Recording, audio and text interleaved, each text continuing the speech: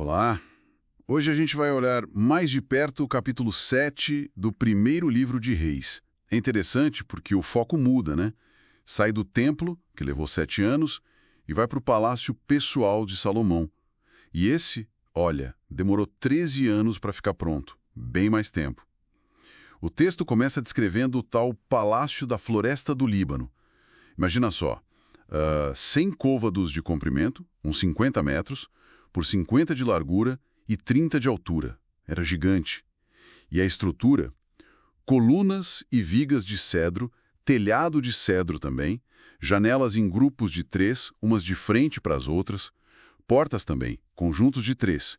E não era só isso.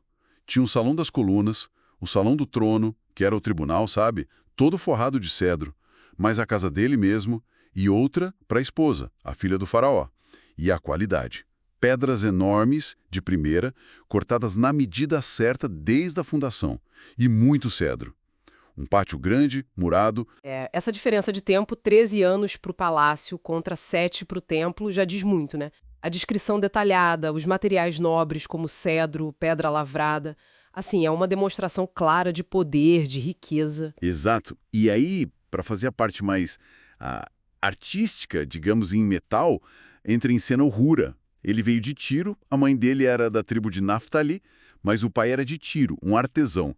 E o texto diz que ele era mestre em bronze, tipo, cheio de sabedoria, entendimento, conhecimento para fazer qualquer coisa com esse metal. Ah, sim, a vinda do Huram é um ponto bem interessante. Trazer um especialista de tiro, que era um polo de metalurgia na época, mostra não só que o projeto era complexo e grandioso, mas também revela as conexões internacionais de Salomão, sabe?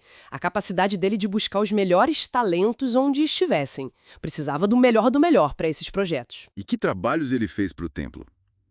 Para começar, aquelas duas colunas de bronze na entrada, Jaquim e Boaz. Gigantescas, cada uma com 18 côvados de altura, quase 9 metros. E isso sem contar os capitéis no topo. E esses capitéis, nossa, eram outra obra de arte. Pois é, mas 5 côvados de altura dá quase 2,5 metros só o capitel, de bronze fundido e a decoração.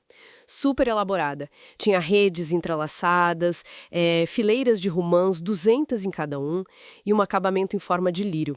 Não eram só para segurar, né? Eram portais simbólicos mesmo, marcando a entrada para o sagrado. Pura imponência. E no pátio, a peça principal, o mar de fundição.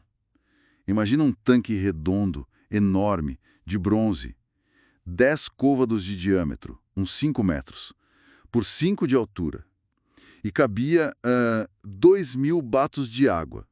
Isso é muita água. Dezenas de milhares de litros. Fundir algo desse tamanho naquela época, nossa, era uma façanha tecnológica e tanto. E ficava sobre 12 bois de bronze, também fundidos, né? Olhando para os pontos cardeais. A borda era delicada, como uma flor de lírio. Provavelmente era usado nas purificações rituais dos sacerdotes, sim. A escala monumental reflete não só a função, mas a grandiosidade que Salomão queria associar ao culto e ao seu reinado. E o Huron fez mais coisa.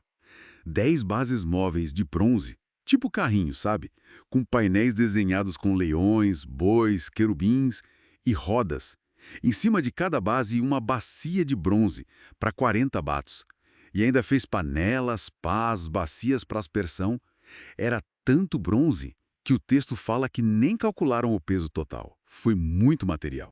Interessante ver essa mistura, né? Uma padronização, porque as bases eram feitas no mesmo molde, mas ao mesmo tempo um detalhe artístico incrível até nessas peças mais funcionais. E a menção de que fundiram tudo lá na planície do Jordão, entre Sucote e Zaretã, sugere um local estratégico, talvez com argila boa para os moldes gigantescos. Tá, então o bronze dominava do lado de fora, nas estruturas. Mas e dentro do templo? Aí era outra história, né? Era o reino do ouro puro, o altar de incenso, a mesa dos pães da presença, os 10 candelabros de ouro puro, 5 de cada lado.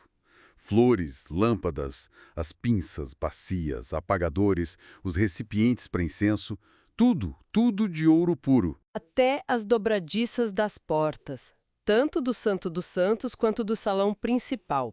É muito clara essa divisão. O bronze para fora, para o estrutural, E o ouro, o metal mais nobre, para o interior, para o sagrado, perto da presença divina. E o capítulo termina falando que, quando tudo ficou pronto, Salomão trouxe os tesouros que o pai dele, Davi, tinha consagrado, prata, ouro, utensílios, e colocou tudo lá no templo. Então, resumindo, esse capítulo 7 mostra essa escala monumental, essa riqueza absurda, tanto no palácio quanto no templo, e destaca muito o trabalho do Uram com o bronze e, claro, a opulência do ouro lá dentro. Fica a reflexão, né? Essa descrição tão minuciosa da riqueza, dos materiais importados, do talento especializado, da grandiosidade.